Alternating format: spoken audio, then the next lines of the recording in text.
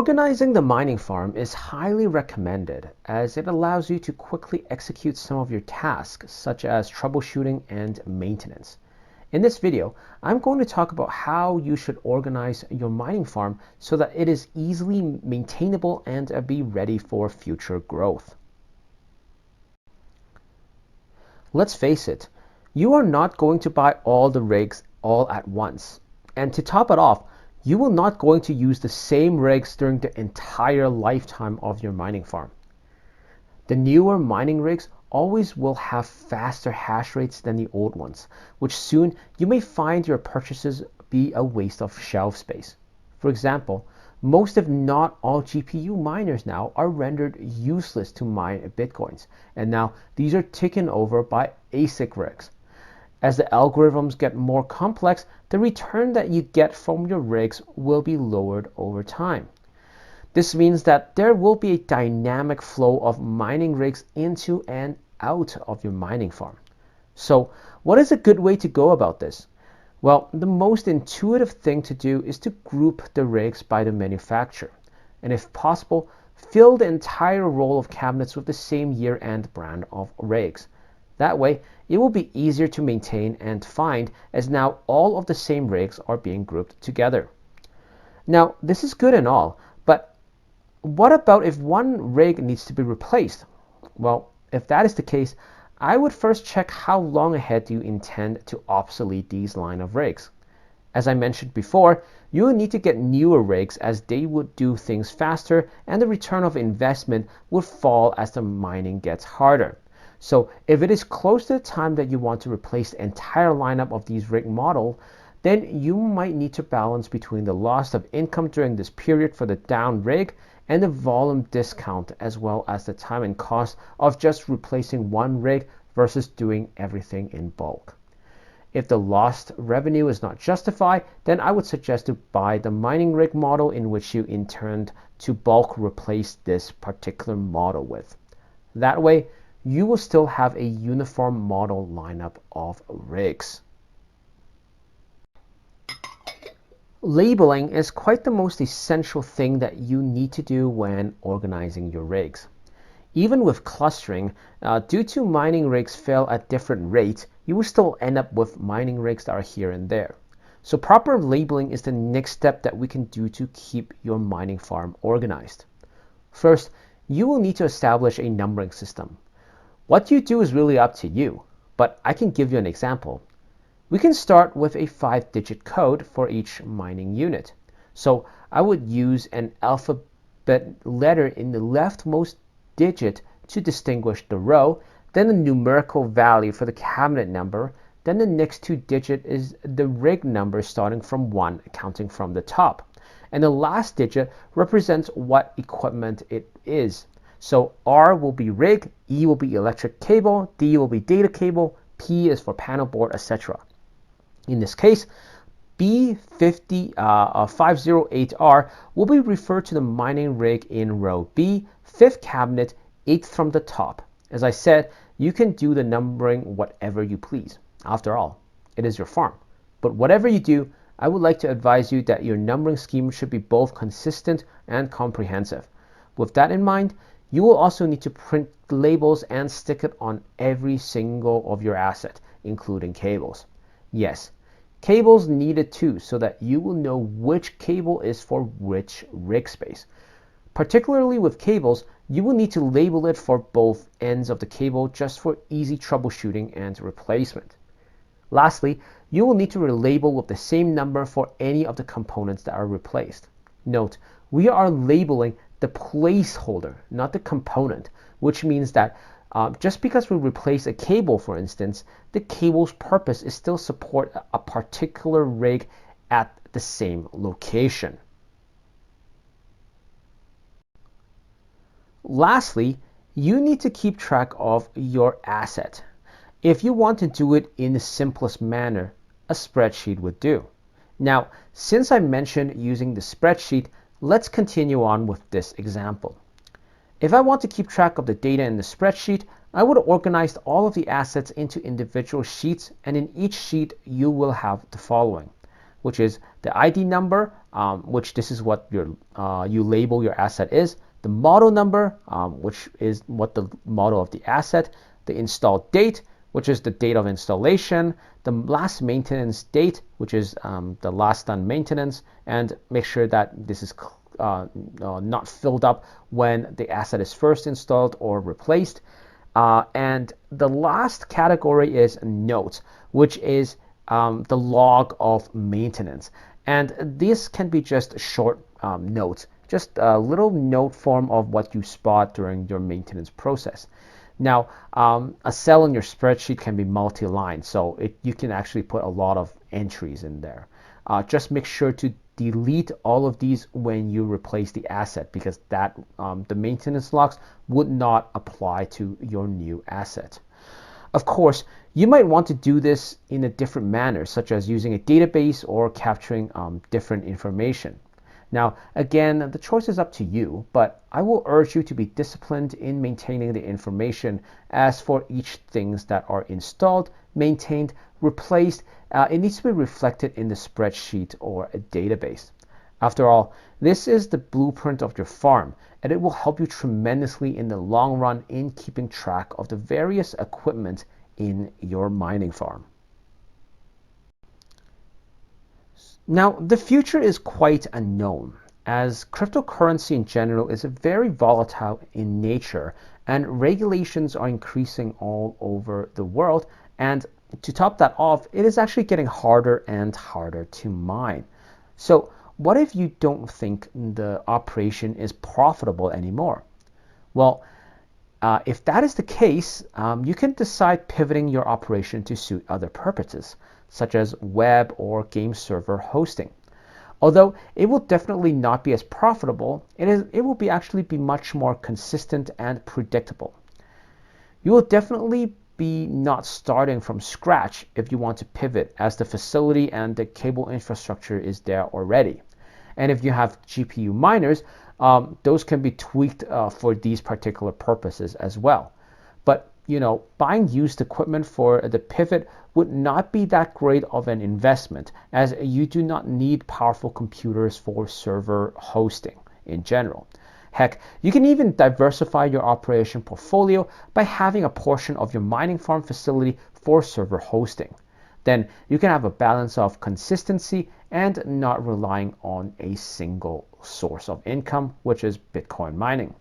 Now, if you want to pursue this, I would want to emphasize that you need to be exceptionally disciplined in keeping your spreadsheet or database updated to keep track of the types of assets that you have within your facility. Obviously, availability is an extremely significant element in the process of choosing the location. Perhaps the most important thing to bear in mind is that the greater availability specifically translated into higher cost. Since availability depends on redundancies and diversity in so many aspects of the architecture of a mining facility, the cost of constructing a super available environment is much higher than one with lower levels of availability. You may also need to consider how you or your business determines availability for your Bitcoin mining farm. So, what is unavailability? Is unavailability called when you have unexpected failures for more than a certain percentage of your rigs? Is it deemed unavailable for planned downtime that you need for scheduled maintenance? Or is it considered to be part of unavailability when the rigs don't perform as you want? Well, for the latter one, for this I mean it is the rigs are performing below the optimal hash rate that you desired or you assume that it would perform in. You need to know what availability that you defined and what availability your farm really requires. Bitcoin mining is actually not a critical operation, meaning aside from the lost income due to the rigs are down, does not have any other detrimental consequences. However, you need to keep in mind that this is lost revenue, which means a loss of income. And consider that you may have a relatively high fixed cost This may eat a huge chunk of your profit margins. So what exactly do we need to do to maintain availability? Well, for a Bitcoin mining facility, the most important thing that we need to have it continuously available is our cooling and power infrastructure. These are crucial for the mining farm. It is not detrimental if we have 1 or even 10 mining rigs that are crapped out. But if we lose power, it means all of our mining rigs are not generating income. Cooling is even more crucial in that if cooling fails, the continuous generation of heat from the army of mining rigs that you have will eventually be so hot that it will cause permanent damage to the mining rigs itself. This may lead to your whole inventory of rigs with a shortened lifespan, which replacing 10 rigs might not be much, but replacing your entire arsenal of mining rigs due to cooling failure might lead to an end to your operation. As such, I would say the power and cooling infrastructure are considered to be critical infrastructure. Yes, the computer network is important as well, but there are a lot of options available when a failure occurs, since we don't really use much data. And options can include things such as using wireless instead of LAN on the rigs, or even use cellular if our main trunk is down. Again, not many data is being transmitted in mining farms, so in that case, I won't consider this to be the same critical importance as the other two. Again, it is really up to your discretion. Before going any further, I would like to take the opportunity in discussing about some redundancy terminology, as I will be using it later on in this video.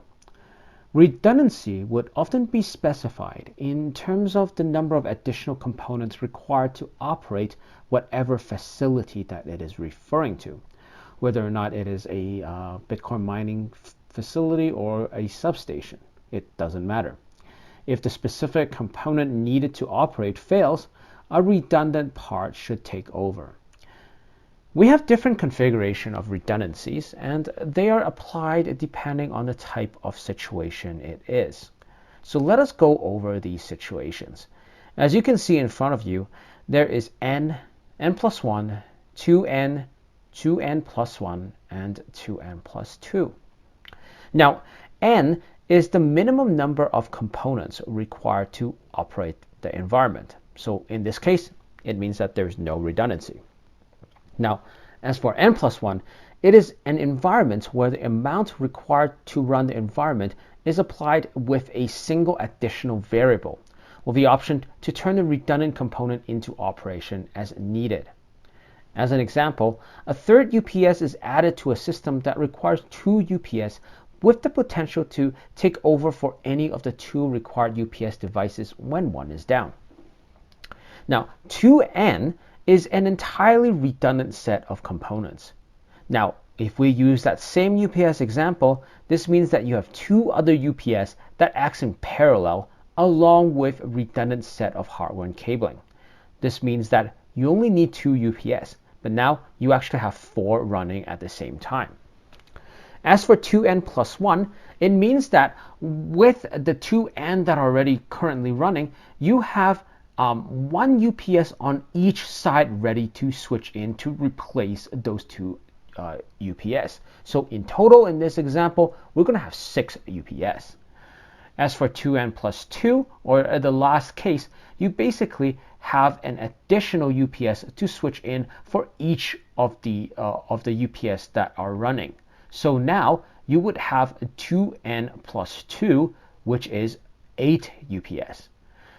For the sake of most applications, I would say 2n and 2n plus 2 is way too much, especially with our application of a Bitcoin mining farm. Since cooling is tied with power as well, I would say power is the most critical part of the Bitcoin mining farm. To start, I highly recommend the use of UPS as the utmost requirement for protecting the mining rigs.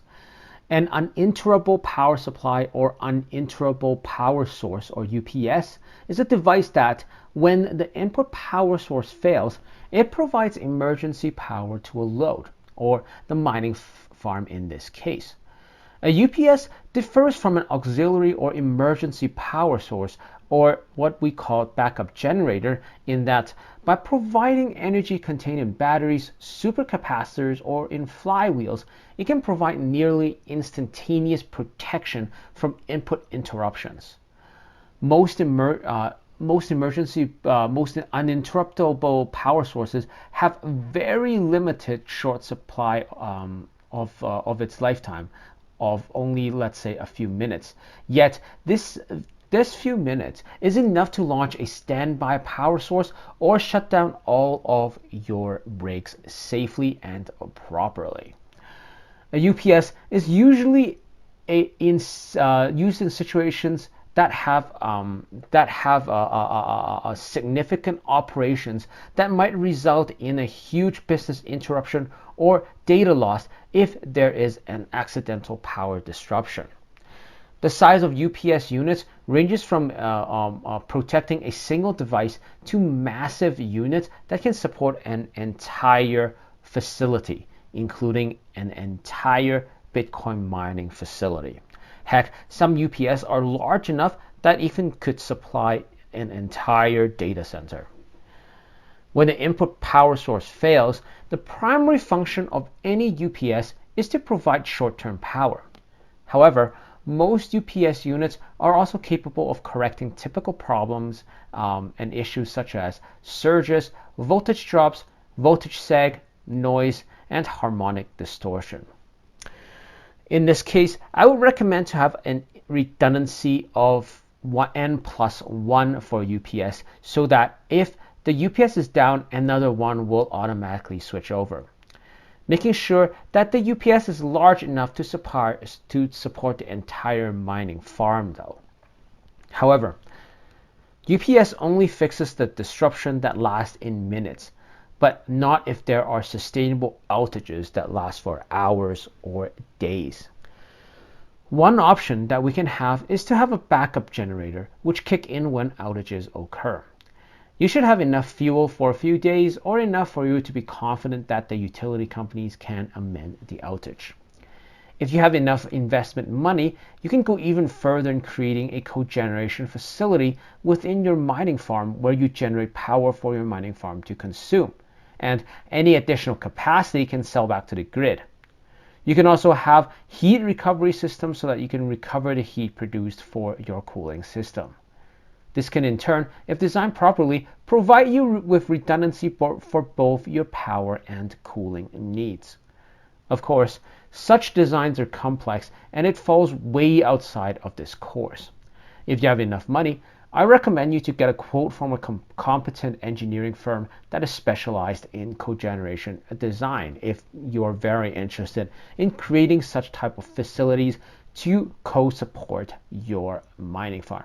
However, do take note that even providing you with a quote would probably have a cost associated with it as well. In the last video of this course, I wanted to talk about the documentation and monitoring techniques that you can use to keep track of the performance of your mining operation and to see what areas that need improvements. Mining farms are not only complex, but also dynamic and need to be flexible as new rigs are installed and older rigs are going to get withdrawn from the site. As mentioned previously, in creating a spreadsheet or database to keep track of your assets, the more facts you have about your mining farm, the less unknowns that may create unanticipated issues or hiccups in your operation. And not only assets, you should also keep note of the events that happen within the facility, as well as the actions that you have taken. That way, it will allow you to troubleshoot things faster if in the future something similar happens again.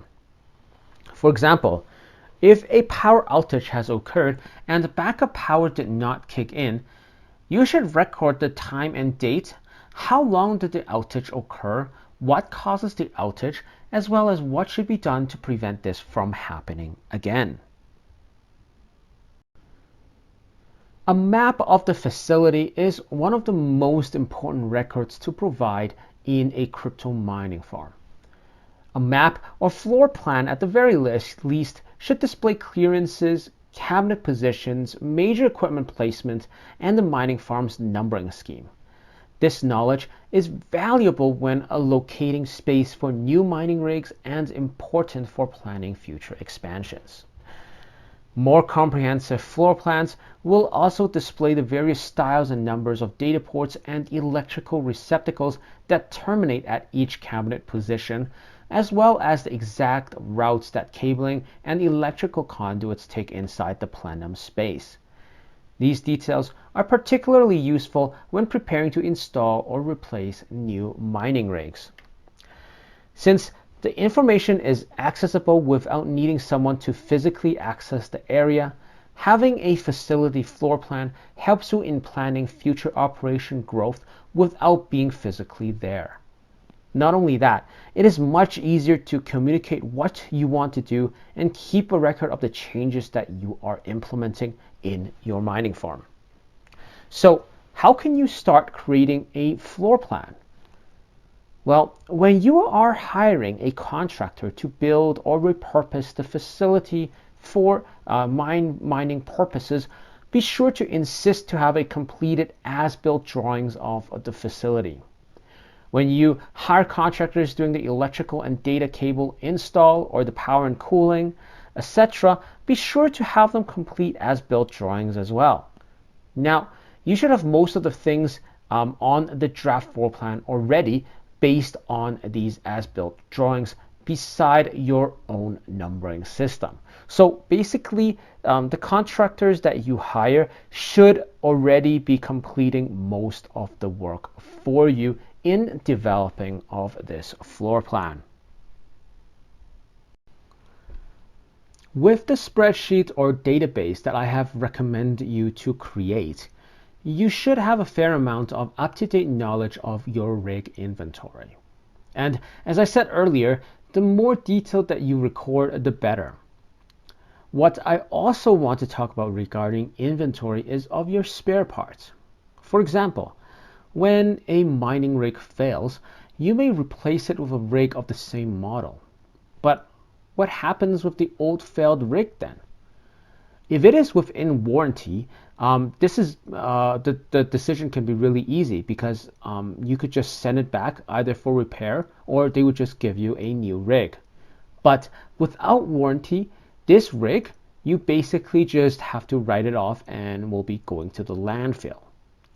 But not everything fails within this rig, so it would be an utter waste to just dump it into the landfill.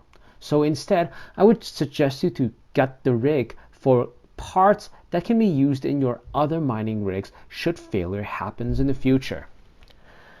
When that is the case, I would suggest to dedicate a space in your facility to store parts and keep track of the inventory of these parts with details such as part number and the model number of the equipment that this is for. That way, you will know whether or not you have the parts for a quick fix of your equipment without physically checking each individual part that is spread everywhere in your facility. Monitoring. In the previous security video, we have talked about the use of security cameras for monitoring the facility premise. Well, this is not the only monitoring mechanism that we can use. Aside from video feeds, we should also gather other types of information to get a general sense of the operating environments of the facility. Here, I wanted to talk about 3 types of sensors that you can use for your mining farm facility, and they are the temperature and the humidity sensors as well as the amp meter. An important piece of information that you will need regarding with the farming facility is how hot or cold it is. a malfunctioning air handler or air conditioner, or airflow concerns, or hotspots forming due to elevated mining equipment density at a certain cabinet position can all be observed by measuring the room temperature. The temperature sensors installed within your mining facility air handlers is one component that can provide you with some of this detail. However, these are close to a cold air source, so they may not give a good indication of the entire situation of the facility. You should also install ambient temperature sensors as well to monitor the temperature of the entire room in this case. These sensors should be plugged into your network such that they can send the information to you remotely to give you real-time updates of temperature changes. The same ambient temperature sensors should also be equipped with humidity measuring capability as well. At least I would suggest you to get sensors that measures both. Too much moisture in the air will cause accelerated corrosion to your equipment, and too dry may cause static electricity problems. However, don't worry too much about this, as we only need to monitor extreme conditions in the case of humidity. The third type of sensors that I would recommend is the amp meters that can be installed in the power strips of your rack or cabinets. These meters displays the electric load that is put on them. Sometimes cabinets may be limited not just by the amount of space, but also the amount of power it consumes as well. As different mining rigs consume different levels of power, and there will be upgrades and replacement of rigs over time, it is a good practice to keep check if you are overloading the circuit or not due to your new power-hungry mining rigs. Some of these sensors also have remote power cycling capability, and it may be useful if you need to do a reset on some of the rigs if it gets stuck. The last topic that I want to touch base on is metrics. Metrics are very important in seeing where your business stands, how well your operation is performing, as well as how you can make it perform more efficiently. You should assign the metric to be in a span of a standardized period, such as monthly or quarterly. It doesn't matter, but whatever you do, it needs to be standardized, meaning that it should be consistent. The 6 metrics that I want to introduce you to are the incident logs, the availability percentage, power consumption, Bitcoins mined, average Bitcoin price, and the contribution margin. One of the most important records to keep is incident logs. Stuff that should be recorded include the times backup power needs to kick in, connectivity disruptions, mining rig failures, other equipment failures, circuit overload, perimeter breach, temperature or humidity threshold exceeded, etc. Keeping track of incident is a good way to pinpoint the root cause of your facility's downtime, which means that you can effectively pinpoint what should be fixed. Speaking of downtime, another good metric is the percentage availability, which is calculated as the time that is offline divided by the total time that it should be running multiplied by 100. And this equals to your availability percentage. If this particular percentage is less than 95%, I would suggest you look at the incident log and see what can be improved for your mining operation. You should also keep track of the power consumed and the amount of Bitcoins that are mined during the given period. You should also take note of the average market price of the Bitcoin over that same period as well. With the power consumption, Bitcoins mined, and its average price, you can get what we call the contribution margin, which is the sales revenue of the Bitcoins minus any of the variable costs. In this case, it is the power that your operation consumes. Now, you can add other metrics to your liking, but what I just cover should be enough for you to start off in your mining farm operation.